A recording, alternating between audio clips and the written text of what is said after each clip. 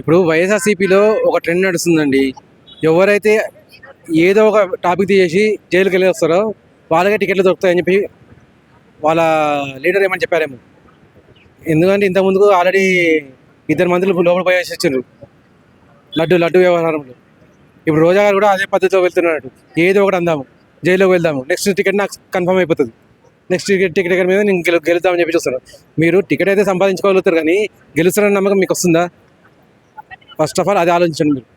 మీరు ఏదో స్కామ్ చేసేసి ఏదో ఒకటి చేసేసి ఏదో ఒక పేరు తెచ్చుకొని చెడ్డ పేరు వల్ల బాగుపడే వాళ్ళు ఎవరు లేరండి. ఖచ్చితంగా నాశనం అనేది జరుగుతూనే ఉంటుంది. ఇప్పుడు మీరు అనేది 400 స్కామ్లో అది ఎంతవరకు నిజమో కూడా నాకు తెలియదు కానీ 200 స్కామ్ మీరే చేశారంట. 200 కోట్లు అంటే మామూలు విషయం అనండి.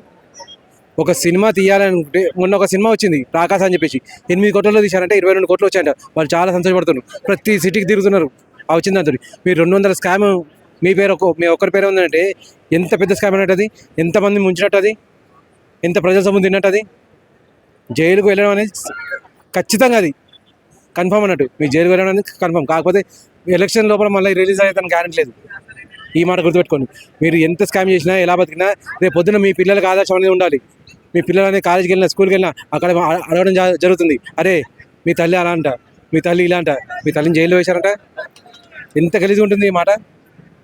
కనీసం అవ్వని ఆలోచించాలి. ఒక్క ఆస్తి అనేది సంపాదించుకుంటే కాదండి, పేరు అనేది కూడా మంచి మెయింటైన్ చేసుకోవాలి. పిల్లలకు మనం ఏమి ఇవ్వగలుగుతాం? ఆస్తి అనేది ప్రతి ఒక్కటి ఇవ్వగలుగుతాడు. ఒకరిని మర్డర్ చేసినప్పుడు ఆస్తి ఇవ్వగలుగుతాడు. కానీ ఆ పేరు అనేది ఒక్కడు మాత్రమే ఇవ్వగలుగుతాడు.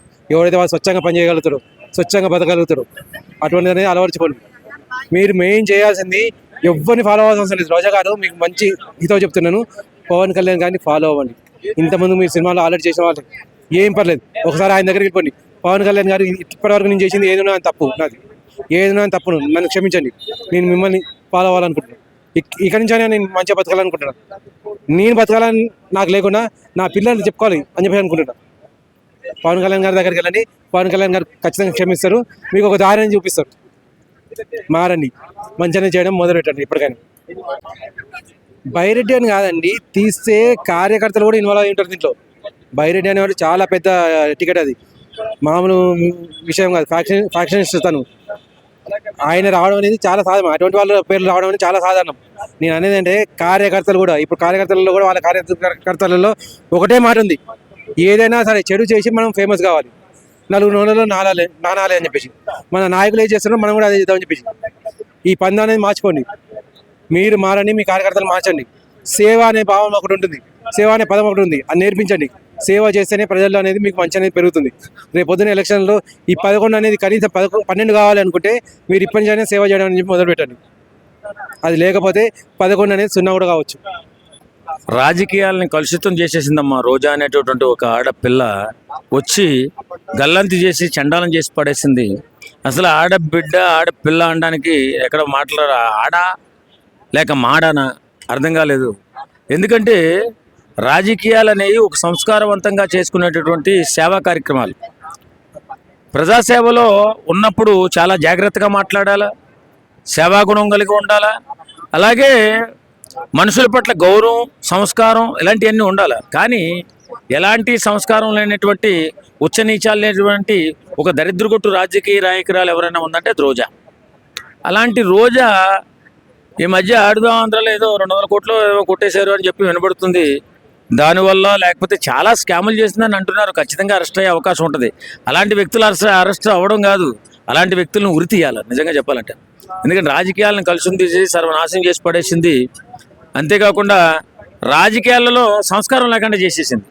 బూతులు ఇష్టానుసారంగా ఉచ్చనీచాలు లేకుండా మాట్లాడడం ఇలా చేసి రాజకీయాలను భ్రష్టు పట్టించింది. కాబట్టి అలాంటి వ్యక్తిని రాజకీయాలలో లేకుండా ఫస్ట్ మనమే చేయాలి. ఏముందమ్మా నోటికి అద్దేముంది, పవన్ కళ్యాణ్ గారి భార్య అమ్మ రాజకీయాల్లో లేదు. ఈ పనికిమాలిన ఆడదొచ్చి ఇష్టానుసారంగా మాట్లాడి పవన్ కళ్యాణ్ భార్యను కూడా ఆమె ఎందుకు లేదని చెప్పి ఆయన మాట్లాడుతుంది. చెప్తున్నాను కదా, ఆమెకి క్యారెక్టర్ లేనటువంటి తర్వాత ఎలాంటి మంచి మనస్తత్వం లేనటువంటి ఒక దరిద్రగొట్టు ఆడదని చెప్తున్నాను కదా. కాబట్టి అలాంటి వ్యక్తి రాజకీయాల్లో ఉండకూడదు.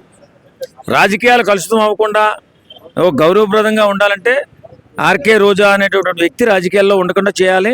ఖచ్చితంగా ఆ పార్టీ అధినేత ఒకసారి ఆలోచించుకోవాలి. లేకపోతే ఇవాళ జగన్మోహన్ రెడ్డికి 11 సీట్లు పడిపోయే ఆ కర్మ ఎందుకు పట్టింది? ఇలాంటి దరిద్ర కొట్టు మనస్తత్వం ఉన్నటువంటి రాజకీయ నాయకుల వల్లే కదా. కాబట్టి జాగ్రత్తగా ఉండాలా. రోజా ఖచ్చితంగా అరెస్ట్ అవ్వాలి. అరెస్ట్ అవ్వడం కాకుండా ఆమె ఆర్థికంగా ఎన్ని ఆస్తులు అయితే దోచేసిందో అన్ని ఆస్తులను కూడా ఆమె నుంచి రికవరీ చేయాలి. చూసింది ఆ ప్యాకేజ్ వచ్చింది. ఈ పనికిమాలిన మాటలు మాట్లాడే కదా ఇవాళ 11 సీట్లకు వచ్చింది. ఈ పనికిమాలిన మాటలు వద్దంటున్నాం. పవన్ కళ్యాణ్ అభిమానులుగా మేము మాట్లాడేది ఏంటంటే, ఇప్పటికైనా పవన్ కళ్యాణ్ గారు మిమ్మల్ని తొక్కి 11 సీట్లకి తీసుకొచ్చారు. అయినా మారలేదు, మీ బుద్ధి మారలేదు, మీ గుణం మారలేదు, మీ దరిద్రం మారలేదు. కాబట్టి ఆ జగన్మోహన్ రెడ్డిని అలా బతకనియండి. ఆయన ఏదో ప్రజాసేవ చేస్తానని చెప్పి అనుకుంటున్నారు, కానీ మీరు చేయనిచ్చేలా కనపట్ల. మొత్తం నాశనం చేసి ఈసారి 5 సీట్లకు వచ్చేలా చేసి జగన్మోహన్ రెడ్డి రాజకీయాల నుంచి పారిపోయేలా చేసేలా కనపడుతున్నారు. కాబట్టి ఇలాంటి విధవ మాటలు మాట్లాడకుండా మంచిగా మాట్లాడితే మంచిగా ఉంటుందని కోరుకుంటున్నాను.